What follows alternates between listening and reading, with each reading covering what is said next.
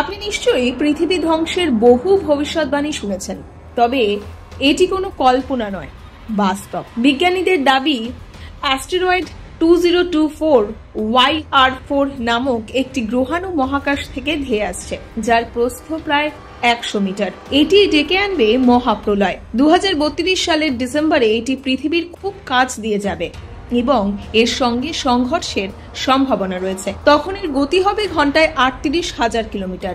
যদি এটি পৃথিবীর সঙ্গে ধাক্কা খায় তবে বহু শহর ধ্বংস হয়ে যাবে। তার মধ্যে কি রয়েছে আমাদের দেশেরও কোনো শহর? জানলে শিউরে উঠবেন। তাই সংঘর্ষ এড়াতে চীন ইতিমধ্যেই সেনা মোতায়েন করতে শুরু করেছে।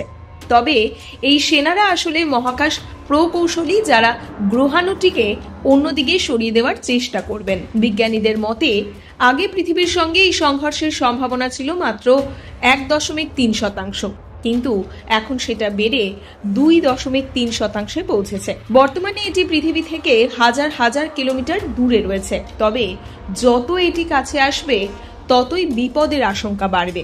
বিজ্ঞানীরা বলছেন এই গ্রহাণু পৃথিবীর বায়ুমণ্ডলে প্রবেশ করলে বিশাল বিস্ফোরণ ঘটবে।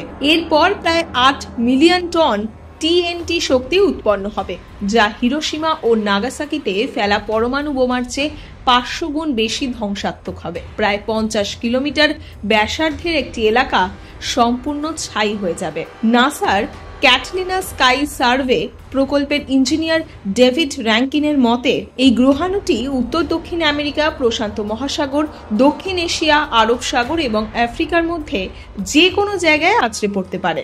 অর্থাৎ Bharat, Pakistan, Bangladesh, Ethiopia, Sudan, Nigeria, Venezuela, Colombia ও ইকুয়েডরের আওতায় রয়েছে।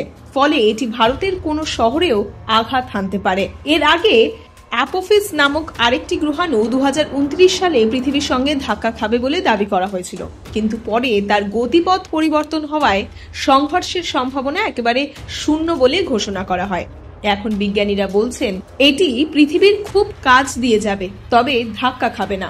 তবুও নাসা সহ সারা বিশ্বের বিজ্ঞানীরা এই বিষয়টিতে নজর রাখছেন। চীন বুঝতে পেরেছে যে এই গ্রহাণুটি পৃথিবীর সঙ্গে সংঘর্ষ ঘটাতে পারে, তাই তারা ইতিমধ্যেই মহাকাশ বিশেষজ্ঞদের একটি সেনা তৈরি করতে শুরু করেছে। এই বাহিনী মহাকাশ থেকে আসা বিপদের মোকাবিলা করবে এবং পৃথিবীকে রক্ষার উপায় খুঁজবে। চীন এমন গ্রহাণুর গতিপথ পরিবর্তন করার চেষ্টাও চালাচ্ছে।